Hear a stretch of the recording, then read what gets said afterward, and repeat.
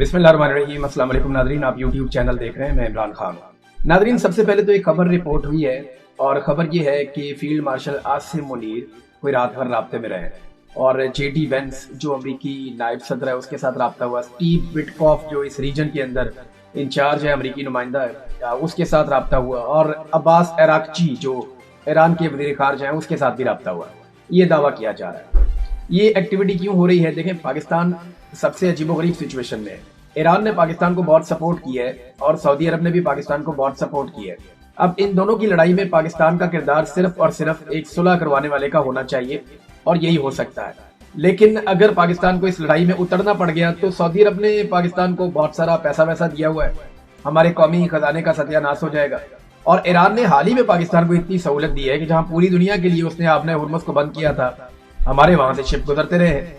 और अगर पाकिस्तान ईरान के खिलाफ एक लड़ाई में जाता है तो पाकिस्तान के अंदर जो शिया कम्युनिटी है खास तौर पे, और अभी तो सारे के सारे जो है वो इसके खिलाफ है, चाहे शिया या सुन्नी है, कोई भी है, तो पाकिस्तानी रद्देअमल बड़ा खौफनाक देंगे और उस रद्देअमल को पाकिस्तानी जर्नैलों ने भांप भी लिया। तो बड़ी ऑकवर्ड सिचुएशन है और पाकिस्तान ने पूरी कोशिश की है जंगबंदी करवाने की और पाकिस्तान को यही करवाना चाहिए, यही पाकिस्तान का रोल होना चाहिए। पाकिस्तान का कोई भी वज़ीर आज़म हो, पाकिस्तान में किसी की भी हुकूमत हो, पूरी कोशिश करनी चाहिए कि खित्ते में कोई भी लड़ाई है उस लड़ाई को रुकवाया जाए। खास तौर पे जब एक मुसलमान मुल्क है, आपका पड़ोसी मुल्क है, उसके साथ ज्यादती हो रही है, तो ऐसी सूरत में उसके साथ खड़े होना चाहिए, जंग को रुकवाना चाहिए। अगर आप जंग में उतर नहीं सकते, आप ईरान की तरफ से लड़ नहीं सकते अमेरिका और इसराइल के खिलाफ, तो फिर आप जंगबंदी करवाइए। तो पाकिस्तान ने जो राब्ते किए हैं वो ईरान के साथ भी किए हैं और अमेरिका के साथ भी किए हैं। एक पाकिस्तान ने अपने तौर पे मुसव्वदा तैयार किया है जो पाकिस्तान को लगता था कि दोनों के लिए काबिल कबूल होगा। दोनों के साथ ये शराइत शेयर की गई हैं और राइटर्स की खबर के मुताबिक पाकिस्तान ने जो फार्मूला एक दिया हुआ है वो लुब्बे लवाबस का ये है कि एक तो फौरी तौर पे एक जंगबंदी कर दी जाए, आपने हुर्मुज़ को खोल दिया जाए। ये जनाब पहली शर्त है कि फौरी तौर पे जंगबंदी कर दी जाए, दोनों तरफ से कोई गोली नहीं चलेगी, कोई बम नहीं गिरेगा और आपने हुर्मुज़ को खोल दिया जाए। नंबर 2, फिर मुस्तकबिल में मुस्तकिल जंगबंदी के लिए मुज़ाकरात और उनकी शराइत का तयन किया जाए, जिसमें पाकिस्तान ने यह भी लिखा कि ईरान के ऊपर से पाबंदियां भी खत्म की जाएंगी और साथ ही साथ ये भी लिखा कि ईरान के वाजिबात भी क्लियर किए जाएंगे। लेकिन ये सारी चीजें मुस्तकबिल में होंगी और उनकी गारंटी कोई नहीं है। लेकिन फिलहाल फौरी तौर पे एक जंगबंदी पाकिस्तान ने कोशिश की है कि वो हो जाए। अब अमेरिका इससे पहले ये कह चुका है कि 48 घंटे की जंगबंदी होनी चाहिए। अमेरिका ने एक दरखास्त की थी ईरान के मुताबिक कि 48 घंटे के लिए जंगबंदी कर देते हैं। इस दरखास्त को ईरान ने मुस्तरद कर दिया था। ईरान ने कहा था जंगबंदी की कोई जरूरत नहीं, आप लड़ाई लड़ते रहे बेशक। और वो वजह सिर्फ एक ही है, एतबार। ईरान अगर पाकिस्तान के कहने पर मौजूदा हालात में एक बैकफुट पे जाके एतबार कर लेता है और आपने हुर्मुज़ को खोल देता है, तो याद रखिएगा जब दोबारा ईरान आपने हुर्मुज़ को बंद करेगा और जब दोबारा लड़ाई में उतरेगा तो सारा मलबा ईरान पे गिर जाएगा और दुनिया ईरान को ये कहेगी जब जंगबंदी हो गई थी तो दोबारा से ये करने की क्या जरूरत है। तो तब ईरान की बात भी कोई नहीं मानेगा। जब ईरान कहेगा पाबंदियां खत्म नहीं की, वादे पूरे नहीं किए, तो वो फिर जब हाथ से चीज निकल जाए तो निकल जाती है। आलमी सतह पे मामला ऐसे ही चलते हैं। तो ईरान मुस्तकबिल की पेशबंदी कर रहा है। वो ये जानता है कि अगर अभी वो पीछे हट जाते हैं तो बाद में आगे बढ़ना उनके लिए बहुत मुश्किल हो जाएगा। और जहां तक वो आगे बढ़े हैं इसका मलबा सारा का सारा गिर रहा है अमेरिका पे और इसराइल पे, तो ठीक है उन्हीं पे मलबा रहे। आज जो सिचुएशन है उसका बर्डन अमेरिका पे, डोनाल्ड ट्रंप पे और नेतन्याहू पे है। इसराइल ये नहीं चाहता कि जंगबंदी हो और ईरान अभी तक किसी पे एतबार नहीं कर पा रहा। ऐसे माहौल में अमेरिका इस खित्ते में बहुत बड़े पैमाने पर फौज इकट्ठी कर रहा है। ये सारी चीजें मैं आपको बताता हूँ, लेकिन सबसे पहले व्हाइट हाउस ने तहरीरी तौर पे एक धमकी जारी की है। तहरीरी में इसलिए कह रहा हूँ कि व्हाइट हाउस की तर्जुमान ने जब खड़े होकर ये धमकी सुनाई तो पढ़ के सुनाई और बाकायदा वो नीचे देखकर पढ़ रही थी और साथ साथ वो सुना रही थी जो धमकी उन्होंने दी है। ये धमकी मैं आपको कैटेगोरिकली बता देता हूँ। व्हाइट हाउस की तर्जुमान ने कहा कि ईरान हकीकत को तस्लीम नहीं कर रहा, वो शिकस्त खा चुका है, उसकी फौज हार चुकी है।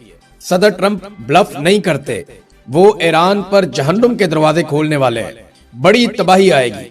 पहले ऐसा हमला नहीं हुआ होगा जैसा हमला अब होगा। अगर ईरान डील नहीं करता तो शदीद तरीन हमले शुरू होंगे। ये जनाब व्हाइट हाउस की जानिब से बाकायदा तहरीरी तौर पे एक बयान लाया गया और उसे पढ़ के सुनाया गया। डोनाल्ड ट्रंप ने अपना जो जाती डोनाल्ड ट्रंप का एक सोशल मीडिया है उसके ऊपर एक पोस्ट की है, एक उन्होंने स्टेटमेंट दिया है। वो स्टेटमेंट ट्विटर के ऊपर भी आया। अब इस स्टेटमेंट को पूरी दुनिया बड़े गौर से पढ़ रही है और सबको आइडिया हो गया है कि ट्रंप एक्चुअली करने क्या वाला है और मुज़ाकरात की असल कहानी क्या थी। पहले आप वो स्टेटमेंट देख लें क्योंकि ये स्टेटमेंट तय करेगा कि आने वाले हफ्तों में पूरे खित्ते में क्या होने वाला है। डोनाल्ड ट्रंप ने कहा कि United States of America is in serious discussion with a new and more reasonable regime to end our military operations in Iran, कि अमेरिका इस वक्त ईरान में एक नए और रीजनेबल यानी पहले से बेहतर एक रिजीम के साथ बड़े सीरियस मुज़ाकरात कर रहा है, जबकि ईरान ने कैटेगोरिकली कहा कि हमारे अमेरिका के साथ कोई मुज़ाकरात नहीं हो रहे।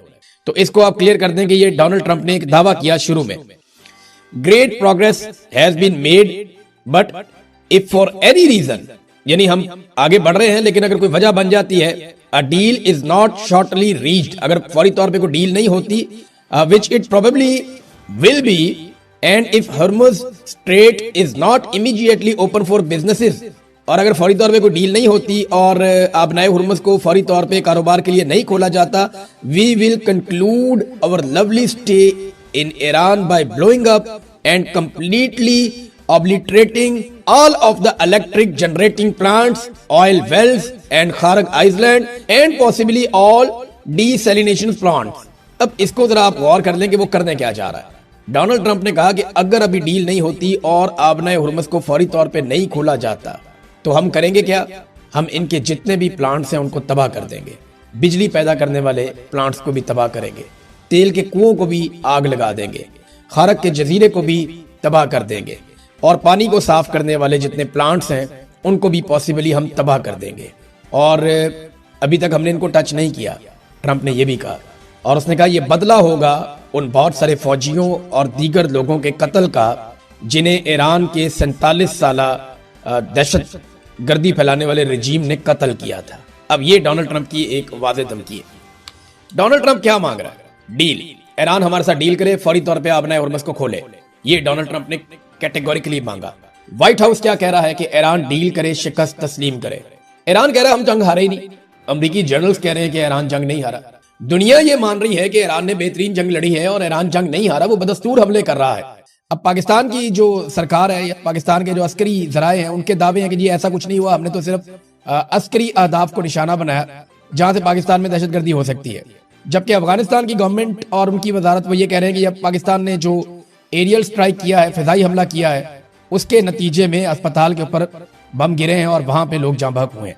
अब इसकी मजीद तहकीकात होंगी, आलमी इदारे इस पे बात करेंगे तो पता चलेगा कि क्या हुआ। लेकिन बड़ा अफसोसनाक वाकया है, ये बम किसी का भी गिरा हो, कहीं से भी आया हो, ये किसी ने भी तबाही की हो, लेकिन ये खित्ते में अमन और इस्तेहकाम के लिए कोई अच्छी चीज़ नहीं है कि इतने बड़े पैमाने पे लोग जो एक बिल्डिंग के अंदर बंद है। क्योंकि आप याद रखिएगा जहाँ पे ऐसे मरीजों का इलाज किया जाता है जो मनशियात के आदी हों, उन अस्पतालों को ताले लगे हुए होते हैं, वहाँ सिक्योरिटी का बड़ा कड़ा इंतजाम होता है और कोशिश की जाती है कि वहां से बाहर ना निकल सकें ये लोग, क्योंकि ये भागने की कोशिश करते हैं दौरान इलाज।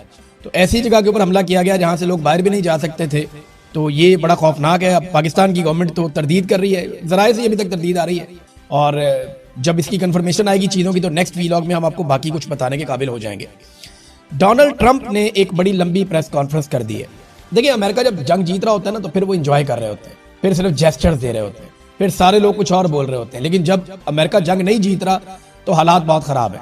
डोनाल्ड ट्रंप अमेरिका के अंदर इंटरनल पॉलिटिक्स में बहुत बुरी तरह फंस गए हैं। डोनाल्ड ट्रंप की हमायत खत्म होती जा रही है, हत्ता कि इसराइल की जो हमायत है अमेरिका में वो भी कम हो रही है। अभी एक नया सर्वे करवाया गया है और उस सर्वे के नतीजे ये बताते हैं कि डोनाल्ड ट्रंप की मकबूलियत तो वैसे ही फारिग हो गई, और ये जो जंग है इसको अमेरिकन समझते हैं कि ये इसराइल की जंग है, अमेरिका की जंग नहीं है। ये 84% इसराइली ये समझते हैं, CNN ने जो सर्वे करवाया। और अभी एक और सर्वे में इसराइल की हमायत अमेरिका में कम हो गई है। ये जो अभी गजा के अंदर हुआ उसकी वजह से, और खास तौर पे ईरान के ऊपर जो अटैक किया अमेरिका ने और इसराइल ने मिलकर, अमेरिकन ये समझते हैं कि ये नेतन्याहू की वजह से हुआ और अमेरिका भी फंस गया। बहरहाल डोनाल्ड ट्रंप ने एक बड़ी लंबी प्रेस कॉन्फ्रेंस की, उसमें सवालात और जवाब भी हुए। डोनाल्ड ट्रंप के साथ बाकी लोग भी मौजूद थे। जो अहम बातें डोनाल्ड ट्रंप ने कही प्रेस कॉन्फ्रेंस में वो मैं आपके सामने रखता हूं, फिर आपको बड़ी इंटरेस्टिंग चीजें मैं बताऊंगा। एक तो ये बात आप ध्यान में रख लें कि डोनाल्ड ट्रंप का जो एक ये ऑपरेशन था ना, जिसका उसने नाम रखा ऑपरेशन एपिक फ्यूरी, ये अब एक एपिक फेलियर बनता जा रहा है। और ये मैं नहीं कह रहा, ये बहुत सारे लोग कह रहे हैं। डोनाल्ड ट्रंप ने जो कुछ बातें की कि जंग इसी हफ्ते खत्म हो सकती है या जल्द खत्म हो सकती है, ये भी कहा। फिर ये भी कहा कि ईरानी फौजी ताकत को हमने मुकम्मल तौर पर तबाह कर दिया है।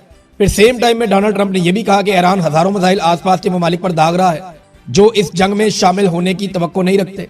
यानी डोनाल्ड ट्रंप का ना CNN ने एक क्लिप जारी किया जिसमें एक ही प्रेस कॉन्फ्रेंस में डोनाल्ड ट्रंप चंद मिनट पहले कोई और बात कर रहा है, चंद मिनट बाद कोई और बात कर रहा है। इसी प्रेस कॉन्फ्रेंस में डोनाल्ड ट्रंप कहता है हमें किसी की मदद की जरूरत नहीं है, और इसी में कहता है हमारी मदद करने के लिए कोई क्यों नहीं आ रहा। हमें मदद चाहिए। इसी में डोनाल्ड ट्रंप कहता है कि ईरान को मुकम्मल तबाह कर दिया, हम जंग जीत गए हैं। इसी में डोनाल्ड ट्रंप कहता है कि जनाब आप नए हुर्मुज़ को खुलवाने के लिए सबको आगे आना पड़ेगा, अमेरिका को मदद चाहिए। और इसी में डोनाल्ड ट्रंप कहता है कि अब ईरान के पास बहुत थोड़े से मिसाइल, चंद ड्रोन रह गए हैं। इसी में कह रहा है कि वो बहुत बड़े पैमाने पे हमले कर रहा है। तो डोनाल्ड ट्रंप ने अलग अलग किस्म की बातें एक ही प्रेस कॉन्फ्रेंस में कर दी। सीएनएन ने वो क्लिप काट के लगा दी। सीएनएन डोनाल्ड ट्रंप से बदले ले रहा है जो कुछ डोनाल्ड ट्रंप ने सीएनएन के साथ किया माजी में। बहरहाल डोनाल्ड ट्रंप ने कहा कि ईरानी फौजी कुव्वत को हमने तबाह कर दिया है, इस जंग के बाद दुनिया ज्यादा महफूज हो जाएगी। ईरान के पास सिर्फ 8% मिसाइल और चंद ड्रोन बाकी रह गए। कौन गिन गिन के बता रहा है कि 8% है मिसाइल?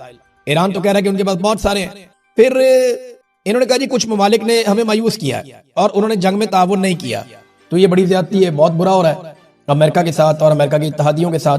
बहरहाल इसी गुस्से में अमेरिका ने अब शदीद हमले शुरू कर दिए। देखिए दूसरी हिकमत अमली आपके पास क्या होती है, जब आप किसी का हमला रोक नहीं पा रहे होते तो फिर आप बहुत शदीद हमले शुरू कर देते हैं। अब अमेरिका ने जो हमले इस वक्त शुरू किए हैं, 2000 पाउंड वजनी बम वो तेहरान के ऊपर मार रहा है। तेहरान से जो मनाजिर नजर आ रहे हैं वो इंतहाई हौलनाक है। देखिए तेहरान में लगभग 1 करोड़ लोग रहते हैं, 90 लाख से 1 करोड़ के बीच में तेहरान की आबादी है। गुंजान आबाद इलाका है और बहुत बड़ी आबादी है वहां पे इस किस्म के 2000 पाउंड वजनी बमों को मारने का मतलब यह है कि आम शहरियों को मौत के मुंह में धकेलना। अब तक की इत्तला के मुताबिक 1045 अफराद ईरान के अंदर शहीद हुए हैं, जो आलमी मीडिया पे रिपोर्ट हो रहा है। ये बहुत बड़ी तादाद में शहादतें हैं इतने कम वक्त के अंदर। तो ईरान में बहुत तबाही फैली है, बहुत तेजी से बम्बारमेंट की जा रही है ईरान के मुख्तलिफ इलाकों में अमेरिका की जानिब से। अमेरिका और इसराइल चारों तरफ से ईरान को घेर के उसके साथ लड़ रहे हैं और इस वक्त बड़ी खौफनाक तबाही फैला रहे हैं, जिसमें सिविलियंस का नुकसान हो रहा है। अक़वाम मुत्तहिदा कुछ नहीं कर रहा, दुनिया के ममालिक कुछ नहीं कर रहे, यूरोपीय यूनियन कुछ नहीं कर रहा, और अमेरिका और इसराइल लगातार खौफनाक हमले कर रहे हैं ईरान के अंदर। दूसरी तरफ ईरान ने अपने नए तरह के ड्रोन जो है वो इस्तेमाल करने शुरू कर दिए, क्योंकि अमेरिका सटपटा गया, वो बहुत परेशान है।